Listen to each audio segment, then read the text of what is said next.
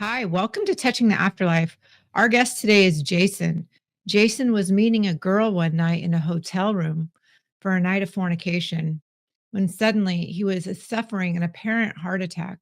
He was being taken down to hell when a supernatural experience happened and God showed up. You don't want to miss this today. So, welcome with me, Jason. Take us through what happened with your life and what led up to that night at the hotel. When I was 7 years old, me and my grandmother used to watch the biblical stories every Christmas, Jesus of Nazareth and the Ten Commandments. I was always fascinated by about Jesus. I would ask her, why God don't do those things now today, like talk to people and people see angels, and she would always tell me, ask them for yourself. As a 7-year-old kid, I would go to my bedroom and I would ask God to let me know if I'm going to heaven by making 2 taps for no and 1 tap for yeah in the night. And I would just listen.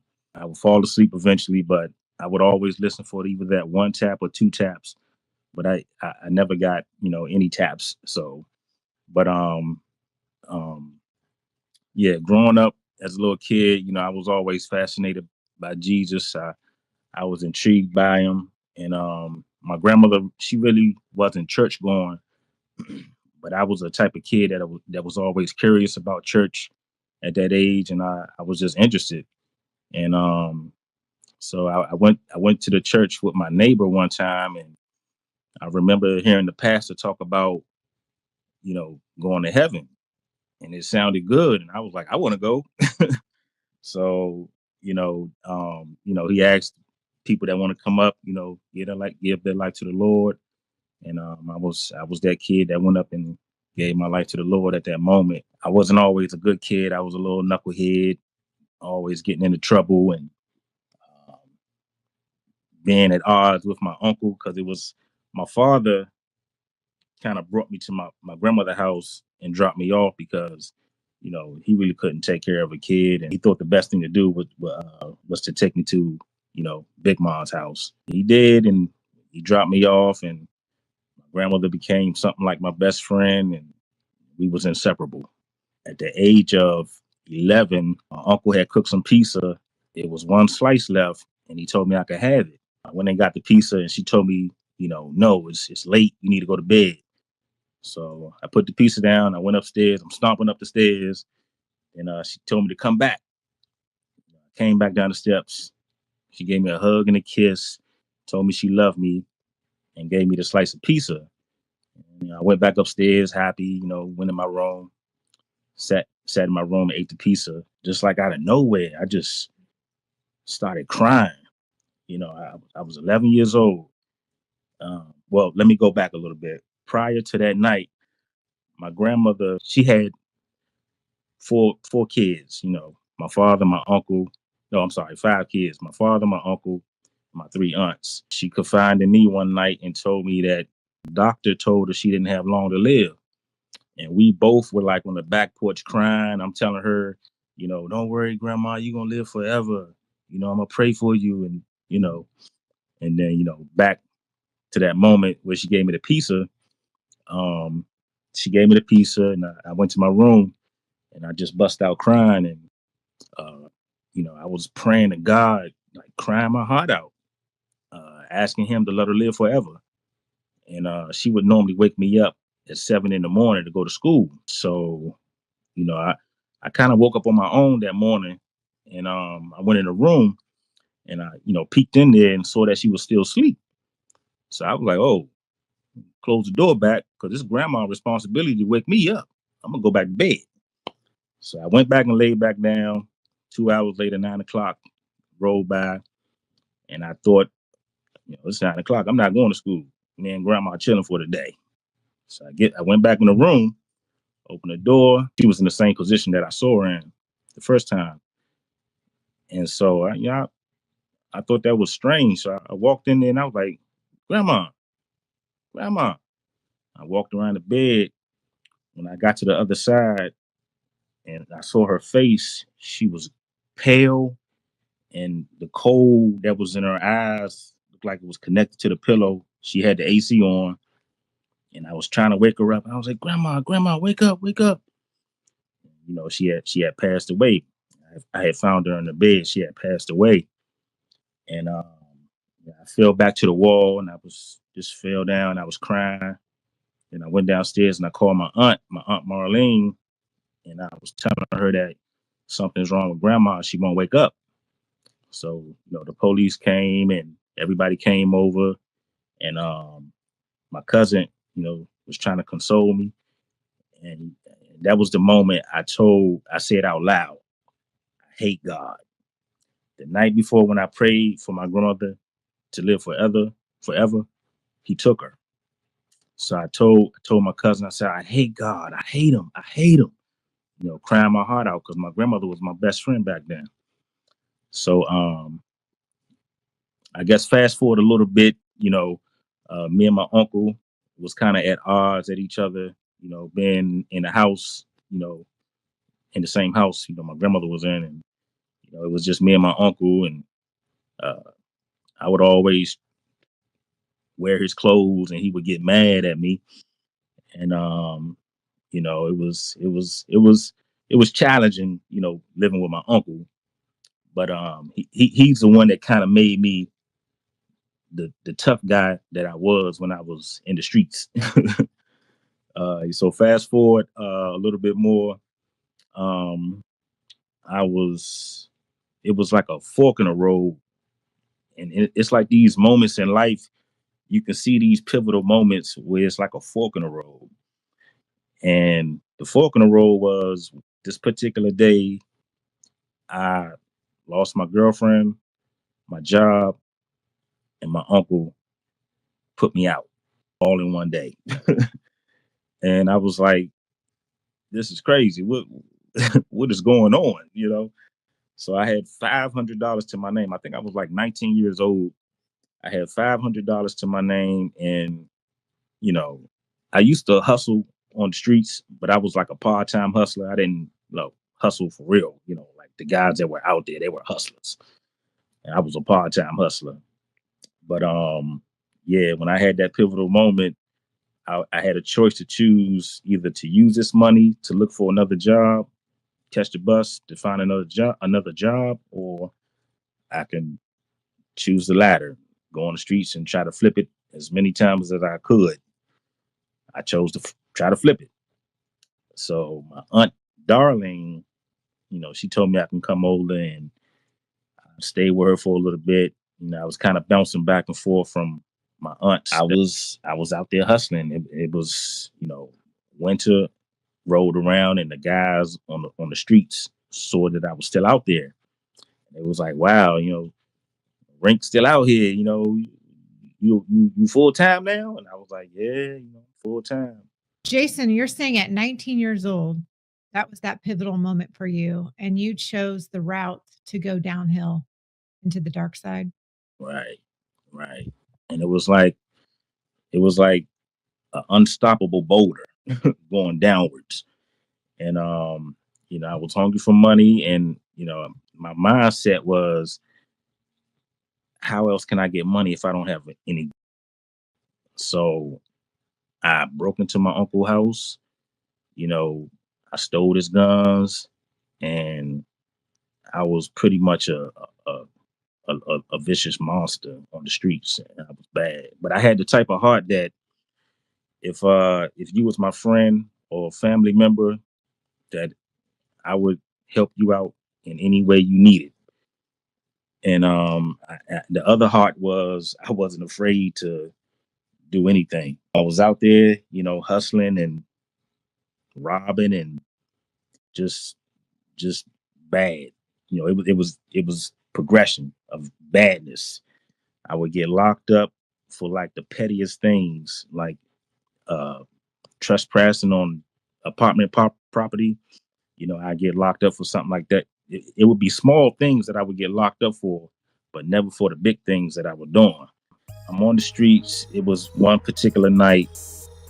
I think this that one of those pivotal moments that I was supposed to be taking my girlfriend to the movies, And at the end of the night, when all the fellas finished hustling, it was like we all would get together and gamble, shoot dice. And that was like the bonus money, at the end of the night, you know, shoot dice, and that'd be the bonus money, extra money you make. And I lost all my money that I hustled for that day. So I knew another guy from a different neighborhood that somebody told me about, and I kind of went there and did some things, and I was kind of running from the police and running from them, and I was in the woods, and the helicopters came, and it was like 10 cop cars everywhere looking for me, and I'm in the woods, and I'm like, this is it. I'm about to be on the news, and I'm going to jail forever. So I I tripped over a log, and I'm crawling through the woods. I'm like, this is it. I'm done. The log that I tripped over, I took and rolled it over top of my body, and it covered my entire body perfectly. And I heard the helicopters coming, and the helicopters shined the light over top of the log that I was under, and the area of the log that I was under was lit up like daylight. You could feel the heat. I felt the heat from the helicopter light. I was under the log talking to God, not realizing I was really talking to him. I said, God, if you please get me out of this situation, I promise you I'll do anything. I'll do anything. Please don't let me get locked up. So the helicopter light was there, for a long time. I heard the dogs, the chains, the walkie-talkies. They was like right next to me. After a while, the walkie-talkies faded away, the dogs faded away, the helicopter light cut off, helicopter faded away. I was so scared that I think I took like a 3 hour nap underneath that log with bugs and everything just crawling all over me. I didn't care. I took like a 3 hour nap underneath that log. When I felt safe and everything, was clear, I moved the log and I walked like all the way around the chaos that I just left from. And I would say, I had, I'm gonna tell you this part of the story. It's kind of funny. I had a, you know, duffel bag, drugs and money, a gun, and I was walking down the street from the chaos that I just came from, and it was two cop cars at the bottom of the hill, and they sped up towards me because it's 3:30, 4 o'clock in the morning. But mind you, I had the sweatsuit that I had on. I took off, to hide from what I had on, and I had on like some small shorts and a white t-shirt, and it was cold outside. And I'm walking down the street with these small shorts and a white t-shirt on, with a duffel bag with drugs, money, and a gun. And the police cut the lights on and started to speed up towards me. I couldn't run nowhere. And my brother, he a cool guy. I love that dude. He a fast thinker. And I tied the side of my shirt up and pretended to switch down the street, and they pulled up on me and cut the lights on and thought I was gay, laughed at me, and kept on going. And I ran home and changed my stuff up. Then I met up with my friends, and it was like, man, I don't know how you got away from that, boy. Somebody was looking out for you. And I was like, yeah, somebody was looking out for me. So, I told them what happened, and it was like, whoa, that was intense. That was intense. So the following day, um, we were all walking up the street, and the police came out of nowhere, and everybody took off running except for me and another guy. And I was like, you can search me. I don't have nothing on me. Mind you, I just got through smoking some marijuana. And I had a bag of weed in my small pocket that I forgot about. And when I put my hands on the car, the cop was like, "What is this?" I was like, "Oh, I forgot about that." And he locked me up. So I got locked up for a bag of weed. And when I was in the jail, I was in the cell. They transferred me to like three different cells, and each cell that I was in, it was always some old guy there that was talking to me about God. And I was like, I don't want to hear about that right now, man. I got to get my life together before I give my life to God. When in reality, if you was able to get your life together, it wouldn't be no need for God. But so the last guy that I was in the cell with, he was like, I was telling him about the streets and the things I was doing. And he was like, "Man, I think God's trying to talk to you." And I was like, "God ain't talking to me. Last time he talked to somebody was back in the Bible days. He don't talk to nobody no more." He gave me a Bible. I tried to read it, but I'm like, I can't understand this stuff, man. I folded it, closed it up, went to sleep in my cell. I had a dream. I had a dream about the block, you know, where I was hustling at. And the dream was vivid. It looked just like the block. We on the block, gambling, smoking weed, selling drugs. You know, it was live. And I was like, I woke up from that dream. I was like, ooh, I had a dream about the block. I missed that. The very next night, I had the exact same dream. I was on the block. It was like me and maybe a few other people that was out. It wasn't as live as it was the first dream. I was like, dream, it was cool, but it wasn't like the first dream. So the third dream, it was nobody out there. The dream looked vivid. It looked more real than reality. It was nobody outside, and it looked dead and spooky, and I didn't like it. It was like God was giving me a recurring dream to let me know this is not what you want, son. And I was like, ooh, I don't want this. So I told my celly, I said, man, I had a dream about the block. Wasn't too cool. I ain't like that. And that's when he told me, God is trying to talk to me. He would always try to get me to go to the church in the jail, and I was like, you know, I'm not doing anything else. Let me go check this church out. So it was a guy in the church, and he was talking to us, and he was like, he was a cool guy. I can't remember his name. I wish I was able to remember his name. The room was like a little small room in the unit that I was in that had a glass. You know, guys on the outside, they can kind of see in, but they couldn't really hear anything. He would ask everybody in the room to, you know, use a description of someone in their family that hurt them. Use a metaphor or description or whatever. So when he got to me, I told him, I said my uncle. And I said the description I would use for him is a hollow point bullet. And he was like, "Why a hollow point bullet?" I said, "Because a bullet don't care who it hurts." And my uncle, it was some things that he did that hurt me, and but I long forgave him. I love him to life. But yeah, I told him a hollow point bullet, and he was like, whoa, he was kind of moved by it, and it was funny in a way because I felt something like I was like, what is this I'm feeling? The old guy, I said, man, it was pretty cool. That was the first time I went to the jail in the church. It was pretty cool. Yeah, I could do it again. So I continued to go, and um, it was one Sunday we was in the church, and we was singing a song, and the song was trouble in my mind.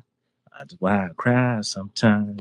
I can't sing, but we were singing that song, and we were singing that song with so much conviction and passion. I mean, everybody we was clapping, singing, and it was so powerful that the guys on the outside started to get up and come to the window like, yo. y'all Mhm. singing that. I mean, and I felt something. I was like, yeah, I almost started crying. I'm like, I'm a tough. I was, when I was younger, I had a baby face. I had a real baby face. You would never thought that I was the type of dude that I was when I was younger. But I didn't cry. And I felt like crying, but I held it back. But it was feeling good. I was like, what in the world is this I'm feeling? It feel good. So you know, um, I did. I think I did like 2 months in the jail for the weed that I got locked up for. Then the guys prayed for me before I left. And, I went back out in the streets, and I went back right back to what I was doing. And so I'm on the streets and I'm hustling, and I think I really believe with all my heart that I encountered an angel without even knowing. It was I don't know. I couldn't even tell if it was a little old lady or a little old man. And it was winter time, and I had on a big Eddie Bauer jacket, and uh, whatever it was, a man or female, was like wrapped in all these rags and just had a bunch of stuff on him. And he was like, "Can you get me something to eat? I'm hungry."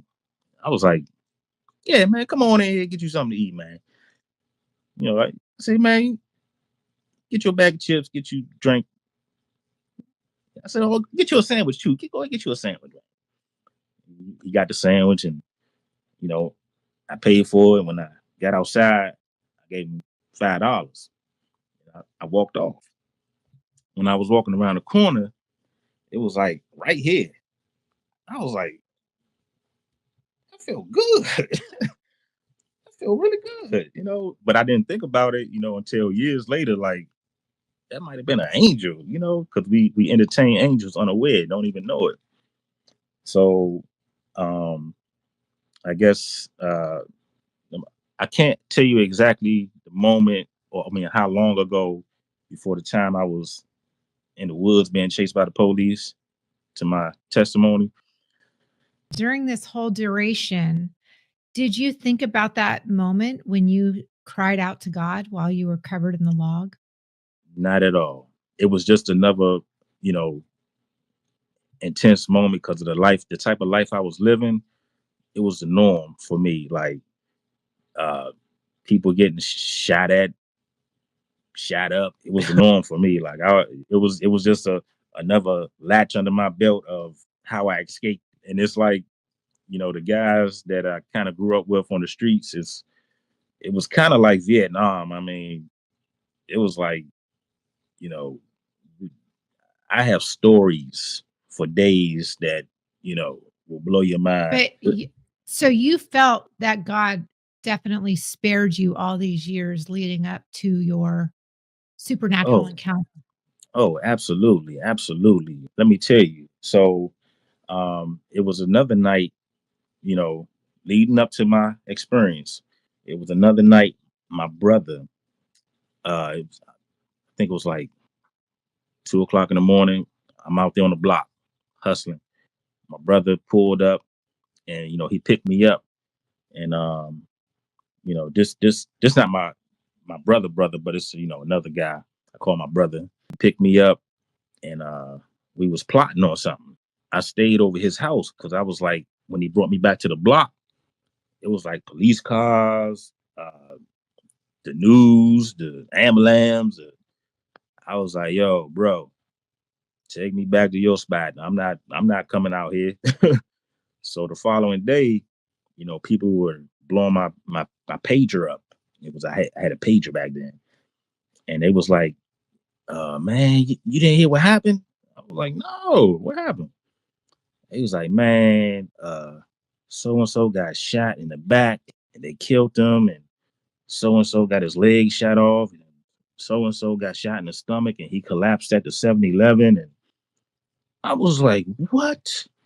And that same night, my brother had picked me up, and when he brought me back, that's when everything had happened. And I had mixed feelings. I was like, I was angry, I was mad because had I been out there, I would have been able to protect my friends. And, I was kind of, in my mind, like, I'm gonna go out in a gun battle. That's my mindset back then. I'm going out in a gun battle in a blaze, So, yeah, after they told me all them people got, one of the guys got, I was like, yo, I kind of was wondering if they were looking for me. And so, you know, moving forward, the block cleared up, and I'm back out there hustling. And it was like, um I was sitting with my aunt, the one I was staying with at the moment. She didn't want me in her house, and she had put me out, and I was kind of sleeping in abandoned apartments.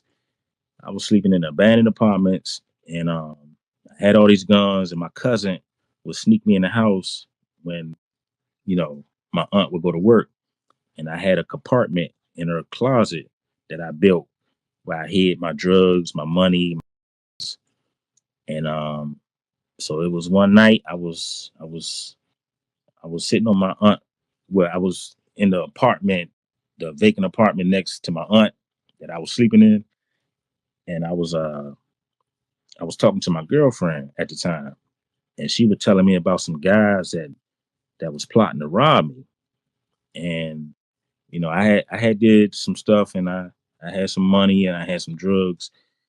And she was telling me about how they were plotting to rob me, and she overheard them plotting through the vent in her room. Her uncles, well, the house that she lived in was something like a crack house, but not really. But the basement, her uncles would do drugs, and she said she overheard the guys in the basement in the vent.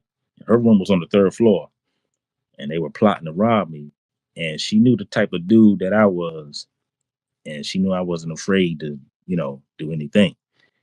And she was kind of she was afraid to tell me exactly who it was, but I kind of picked up on who it was because I had an encounter with the same guy she was talking about. And the encounter was, yeah, why you ain't tell me about the move, Rink? Why you ain't say nothing to me about it? And I was like, it wasn't my move to tell you anything. And um, you know, and he was like, yeah, you think you like that because you got all the. I was like, why are you talking like that to me? So back fast forward to when I was talking to my girlfriend, and she was explaining to me the guys that were plotting on me. I picked up on who she was talking about. And so she so I was mad at her. I was angry at her because I felt like she was trying to protect them. And you're supposed to be on my team, but you protecting them. Why don't you tell me?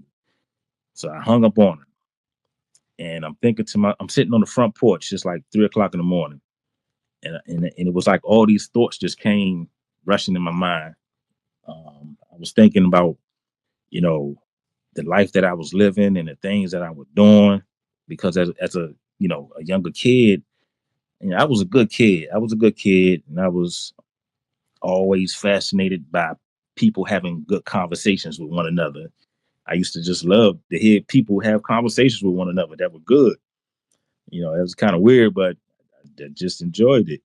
And I was sitting on the patio, and I was just thinking about the life I was living. And I had so many court dates. It was like I had so many court dates. I used to put the court dates in order. Okay, I got November, October, December. I had a court date for almost every day, every day of the month, or every month of the year. And so I was thinking about the court dates. I was thinking about the way I was living. I was thinking about these dudes trying to rob me. And these particular dudes were just like me. They wasn't afraid either.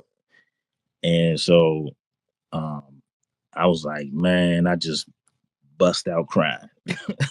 I was boo-hoo crying, like boo-hoo crying, like I got a butt whooping from grandma. And you know, I'm thinking about my life. It was just, I felt like my life was going in a downward spiral. And I thought about the words my aunt said where she was having a conversation with somebody and I overheard her and she was like, "Yeah, he a bum." And I was like, "Oof, I don't ever want to be a bum." And that's what I felt like I was leading up to, being a bum. And so I was like, all these thoughts was just crashing in on me, and I just started crying, and I was boohoo crying, and I not realizing that I was really talking to God again. I said, "Man, God, I can't take this anymore. Cleanse my soul or something. I can't take it anymore." And I met up with this young lady, and she met me at the park, and when she saw my face, she was like, "You was crying?" And I was like, I wanted to tell her. I was like, "Yeah, shorty, I cried all night." I wanted to tell her and explain to her how I was feeling and what I was going through, but I felt like she wouldn't have really understood, so I kept it to myself. So I um I told her, I said, "You know what, I'm gonna get some weed and get a hotel, and we could chill." So she was like, "Okay, cool." She went her way, I went mine, and I had another friend, another homegirl that kind of drove me around around the neighborhood because she had a license and a legit car. She would drive me around the neighborhood to make sales. That whole day, I mean, it was just the most eeriest feeling of, you know, I felt like something was about to happen, but I just couldn't tell how, when, what, or where. It was just a feeling of eeriness, like, oof, I'm about to die. And it was like, I was seeing the guys on the block, and I was saying bye to them. They was like, "All right, Rink, man, all right, you be safe, man. All right, you too, dog, be safe." And when I was saying that to him, it felt like this was the last time I'm saying this to these guys because I'm not gonna make it to tomorrow. That's just what it felt like. And so the whole day, just feeling weird. And the girl took me to the hotel, and she was like, "What are you doing here?" And I knew that she liked me. I didn't, want to tell her that I was meeting somebody there. I was like, I'm getting a hotel room. Me and the fellas gonna shoot some dice and smoke some weed. So she was like, "Okay, well, whenever you're ready to leave, call me and I'll come get you." So, and it was like when she was pulling off, I mean, it was the most perfect timing. When she was pulling off, the other girl was pulling in the cab, and she was arguing with the cab driver. And I'm like, "Why you arguing with the cab driver? Go in the room, man." And I tipped the cab driver. I was like, "Man, don't worry about it, man. You know." So she went to the room. We in the room, and she took a shower or whatever, and turned this movie on the TV. You know, we rolling weed, and she came out. It wasn't no matches, so she went down to the well. She saw I wasn't getting up to go get any matches, and she was like, smacked her teeth, got up, put her clothes back on, and went down to the lobby and got some matches. I was a butthole. So, um, while she was gone, I started thinking about heaven and hell. I was like, I don't want to think about God right now. I'm about to get my thing off and smoke this weed. So she came back. We were blazing, smoking the weed, and I handed her the weed. When I looked at her, she didn't look the same. And she was fairly pretty, like light skin, green eyes. When I looked into her eyes looked black. And I looked out like I gave her the weed. I'm tripping. So I'm watching a movie. I'm like, the hell was that about? I looked at her again. I was like, her eyes black. So I'm looking at this movie on TV, and the movie was about an island with nothing but convicts on it. And both of them had, you know, two groups, and both of them had one leader. The one group wanted peace and tranquility and had a leader, one leader. The other group wanted chaos and mayhem, and they had one leader. The group that wanted chaos and mayhem was more numerous than the side that wanted peace, and they were fighting against each other for the supplies. I mean, the ones that had peace and tranquility, they were organized. They grew vegetables, and it had a nice little city, a little fortitude city. The other group was just all over the place, whatever they could find to eat. They would even eat themselves. And so they were fighting against each other. And I'm looking at this movie, like I'm thinking to myself, like, yo, this movie is like what's going on inside my brain. This is crazy. I'm looking at the movie like I'm like watching my thoughts play out in the movie on TV. So um, you know, I'm like, I'm looking at the movie and I'm like, I'm tripping. I changed the channel. So she handed me the J back. I hit the J and I passed it to her again. And when I was looking at her, I was just staring at her. And she was like, why are you staring at me like that? And the way she was looking at me like, why are you staring at me? I was like, none. Yeah. But in my mind, it looked like what I saw was it looked like I could see her soul and it was crying out for help. But it looked like her soul was lost and dead or something. I don't know, but she didn't look like her. And but she looked like her, but it was like I could see her soul was lost and dead. And I was Mhm. like, I'm bugging. So I handed her Jay, and so I turned on my side, and I was just thinking to myself. I said, I'm thinking to myself, what if this is a test? And I was like, nah, this ain't no test. It was like your thoughts aren't really your thoughts. They come from a source, and it's two sources that it's coming from. Mhm. And I'm thinking to myself, nah, this ain't no test. I was like, you know what? I'm gonna say this a test. I don't want to smoke no more weed. I don't want to have sex with this girl. I don't want to do nothing bad. I'm done. And as soon as I had that thought, I had a vision of an ocean of fire and millions of people were in it screaming. Thinking that it was just my imagination, I kind of laughed it off and thought to myself, I'm glad I ain't going there. My heart started to race fast. Like my heart was beating like boogity boogity boogity boogity boogity. I was like, whoa. I sat up. I was like, yo, my heart. And I told the girl, I was like, yo, feel my heart. She was like, oh my God, why your heart beating so fast? I was like, I don't know, Joe. So it was like, I sat up. I was like, yo, why my heart beating so fast? I started getting scared. And so like it was like the night before when I sitting on the balcony crying out to God, all those emotions dropped right back on me. And I was like, all those feelings and emotion just out of nowhere just dropped on me. And I was like, I started crying. I don't want to come back.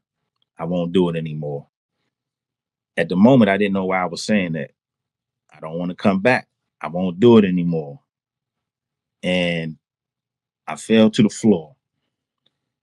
And it was like, well, let me go back a little bit. When I was sitting on the edge of the bed and my heart was racing, it was like at that moment, every single thing that was happening in front of my face, I saw before, like deja vu on steroids. Like it was like everything, every movement, every tear, everything that was happening in the air. It was like I was, it was deja vu, like intense. And it was like the deja vu was like I was with God in the beginning when He put everything in order. Now I'm just acting it out. And He gave me the privilege and honor of acting this part out now that I'm crucified with Christ. And it was like I felt my body dropping through the floor, like in slow motion. It just felt like my body was dropping through the floor, and God's hand was huge. And He caught me and pushed me back up in my body. And I was, oh man, I'm feeling it. Okay, so I was like, I ain't gonna do it no more. I don't want to come back. Like crying and screaming. I ain't gonna do it no more. I don't want to come back. My tongue and my mouth started to do its own thing. Like all I was providing was the air, and it was like my tongue and my mouth started flipping by itself. I was like, I don't want to come back. My mouth started flipping, and I felt like a piece of clay being remolded by the sure enough hand of God.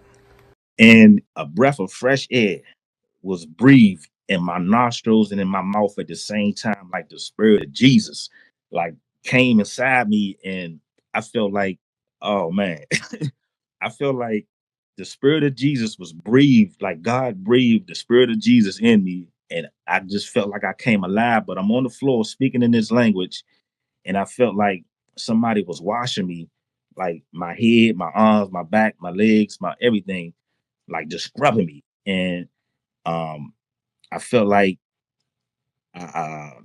oof, I felt like my relatives was around. I didn't see anybody. If I felt like my relative was around, my grandmother, my uncle Joe, I just felt their presence, and they were cheering me on. And I was speaking in this language, and it was like, I mean, so many things came to my mind, like God did this just for me and nobody else. And this, when I was possessed with the spirit of Jesus, I felt like I was Jesus, but I know I'm not Jesus. I was like, I'm not Jesus. I know I'm not Jesus, but I felt like I was him. And I had a vision. I had a vision that I was on the cross, and I looked to my right and seen my hand nailed to the cross, and I looked at my feet and they were nailed to the cross. And I had another vision, or no, I had like God downloaded a bunch of stuff in my head, or in my being. He just downloaded it. Was like I saw everything, but it was so fast. It was like zip. It was like zip, but it was everything it was downloaded in me, like I was a part of the Bible. And I felt like I knew the Bible like the back of my hand. That's how much information that he downloaded into me, like I was a part of it. um Everything from beginning to end, it was just zip. And I felt like I was Moses being led out of Egypt. And you know i i I was starting to stand up, and I started to hear this music, and the music sounded, oh man, like I do music, and the music that I was hearing sounded like a universal song of love. Like, I mean, it was amazing. It sounded like a universal song of love. And so I'm hearing this music.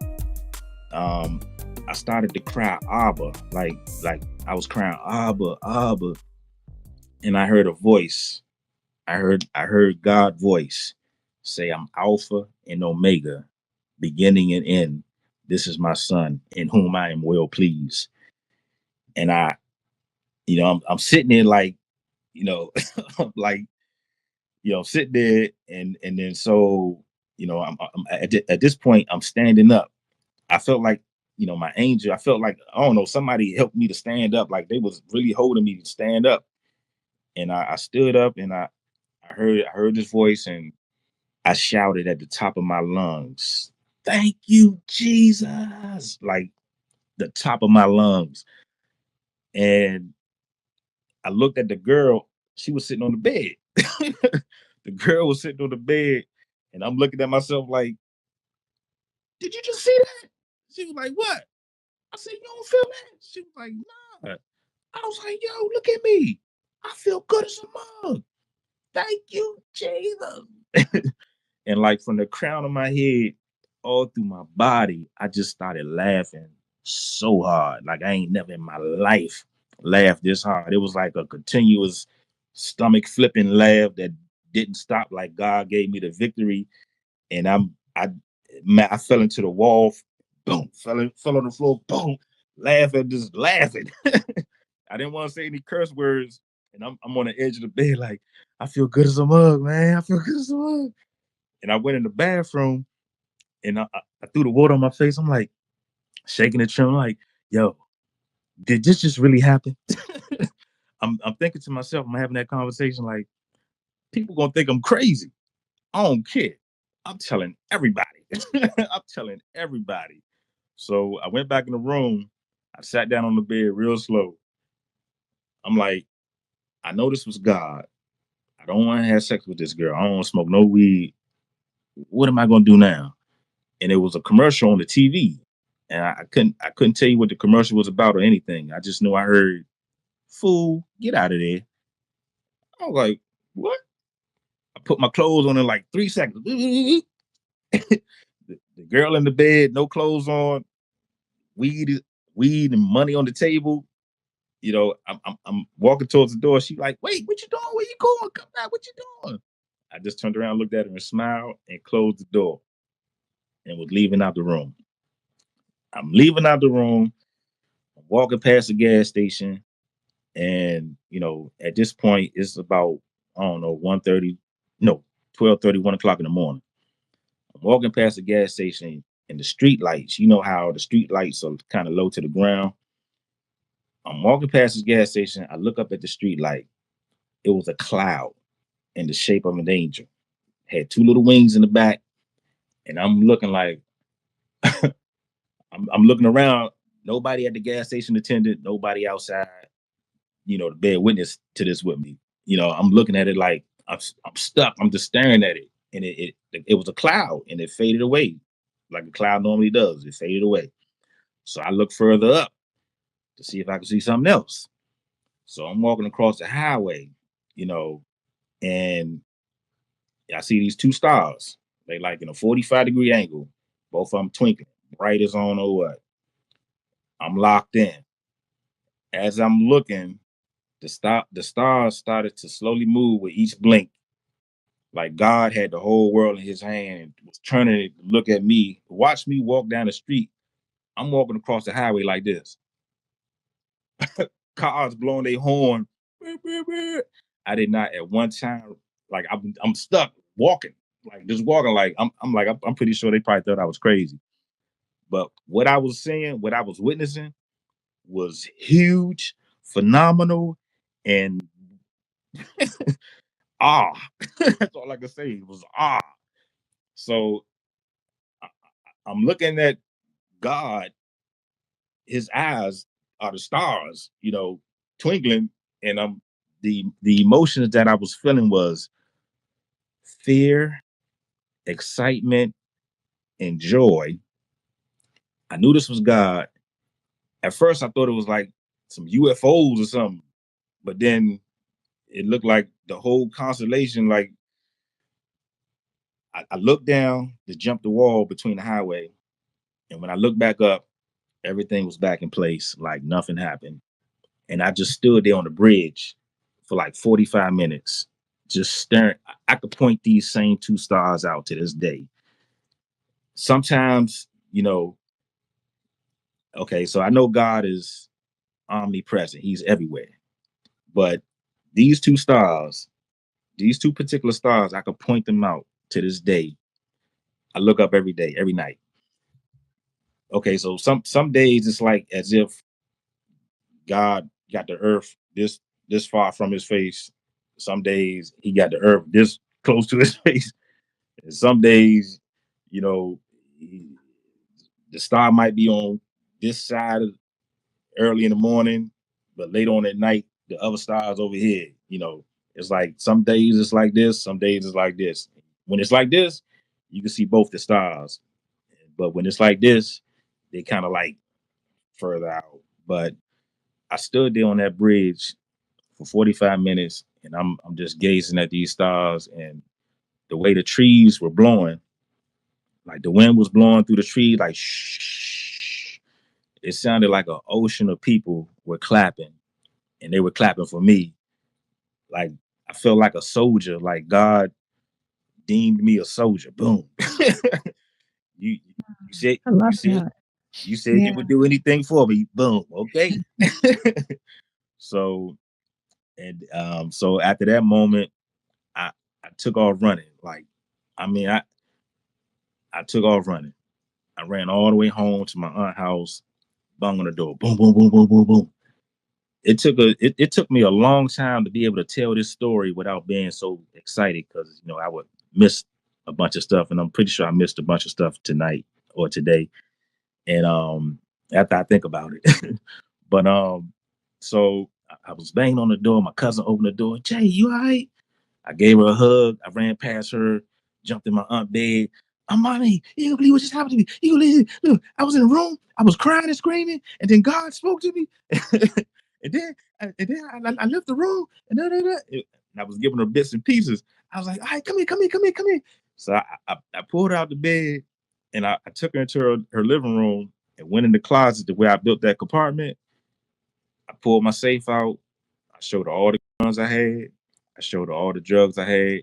I gave her all the money I had. I gave it to her. I took all the drugs I had, crumbled the weed up, crumbled up the crack, flushed everything down the toilet. I told her I would get rid of the following day. She was like, wow. She said, boy, you had all this stuff in my apartment. Are you crazy? I was like, I'm sorry, I'm sorry, I'm sorry. But I had an experience with God. So she was like, okay, well, go ahead and lay down on the sofa and tell me everything tomorrow, later on. I was like, okay, I can't sleep. I'm too excited. I'm too excited. And so she gave me a glass of milk. When I drank that milk, I started to doze off to sleep, and the rest that I felt, oh my goodness, the night before, well, before that day, my sleep was terrible. It was like I would feel sharp pains all over my body. Like, why do I keep feeling these sharp pains? Like, well, what the heck is this? Like invisible sharp pains just be hitting me pop, pop, everywhere. And so, when I was dozing off to sleep, I was hearing the birds. I was hearing the birds chirp. And till this day, I remember the way the birds was chirping that day. I could still point that sound. And whenever the birds chirp that chirp, I remember how when I first got saved, how the birds were chirping. And I mean, I could tell you everything about that night in detail. That was the most amazing night. And it was like, I was so excited. I was like, man, I gotta call Fox 5 News. I gotta call Oprah. I gotta call everybody. I did not know God was this real. So I would well, it took me about a year to get up the nerve to go back down to the block to tell the guys what happened to me. But when I did, it was no holds bar. I was down there with the Bible, telling them, man, God is real, dude. I don't know what else to tell you. Come to church with me, man. The preacher could tell you more than I better than I can, but Well, no, I mean, your experience is just absolutely incredible. There's so many nuggets from that supernatural experience. Like your life was changed in that moment. You had Jesus come into you. You were essentially about to go down to hell, right? right, And he came in. You were like slain in the spirit. He came into you and you got to experience like a touch of heaven and you've never been the same. And you right. know what else is interesting, Jason? Like I thought it was fascinating how 24 hours prior you were, crying out to God at 3 a.m. And then it was like, since you had that chat with him, he just started giving you he started speaking to you in all these ways. And you were already getting sensitive to the spirit. You had the premonition. Then you had, you saw her eyes turn black. And then the movie, it was like all these chains of events Mm. until that supernatural moment. And then the confirmation. Well, I like the part where she said, "Fool, get out of here," right after. Yeah. And then the confirmation with the clouds and the stars. I mean, it's just so beautiful. And I'm glad you said that. Well, how everything was lining up. Mhm. When I was in the room, it was like, I mean, everything, like from the time I was ever told about Jesus, it was like God brought everything together. This whole time he was talking to me. And it was like, I was every moment that I could have been locked up, killed, murdered. He showed me every moment he was right there with me. Wow. And I did not Wow. even know it. And it's like, you know, So at cool. first I used to, try to convince people and I'd be like, yo, I have a friend, he's a Muslim. And I love him to life. A good friend of mine. And he almost got me to be a Muslim before I got saved. He was Mhm. really one of the second people that I told of my experience. And I had to learn not to try to convince anybody because we're Mhm. here to be. seed planters. We're here to be seed planters. We're here to do good. We're here to create. And I mean, we are seeds ourselves. Mom and Yeah. dad come together. Boom. When we come out, we like seeds planted in this planet, on this world. To do good. To every good gesture, every kind act of every act of kindness, you know, goes a long way. And in the eyes of God, the more good you do, you know, when your life review come, because we all gonna have one, it'll be in your favor to do as much good as you possibly can. Yeah, You know, it's good. I um, like that. Wow. And now, I mean, your life, like I said, it hasn't been the same since. Obviously, you tell me a little bit about. I know when you reached out to us, I just thought your submission was beautiful. You're very thank you. artistic with music and storytelling. And so share it with us as we close today, just where you are now and what God's doing with your talents. Oh man, that's amazing. You asked me that question. um, so I wrote a book, How I Heard the Audible Voice of God. Uh, I'm in the process. I'm in the process of doing affirmation with my music kind of playing in the background. It's a Bible affirmation. Basically the word of God, and you just confirming it with yourself speaking I am. And I'm also in the process of doing starting a limousine company, and the limousine company is called God LLC. So I mean, it's in the process. Once everything gets up and running, you can go on godllc.co.